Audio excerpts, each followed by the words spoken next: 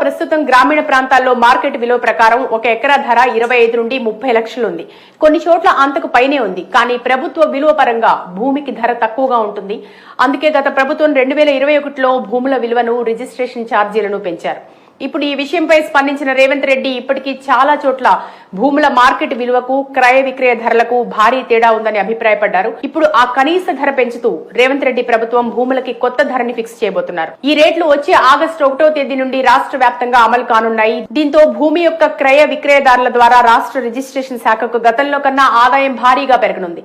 ఒకసారి ప్రభుత్వం ప్రకారం పెంచబోతున్న కొత్త భూమి రేట్ల విషయాన్ని చూస్తే ఏజెన్సీ ప్రాంతాలు మినహా రాష్ట్ర వ్యాప్తంగా ఉన్న అన్ని ప్రాంతాల్లో ఒక ఎకరా వ్యవసాయ భూమిని 4 లక్షలుగా, అదే ఎకరా భూమి హైవే ప్రాంతాల్లో ఉంటే 40 నుండి 50 లక్షలు పలికేటట్టుగా, అదే ఒక ఎకరా భూమి ఫెన్సింగ్ వేసి ప్లాట్ల రూపంలో అమ్మకానికి ఉంటే ₹1 కోటి పలికేటట్టుగా ధర ఫిక్స్ చేయబోతున్నారు. ఇక నివాస స్థలాల్లో స్క్వేర్ యార్డ్ ₹1000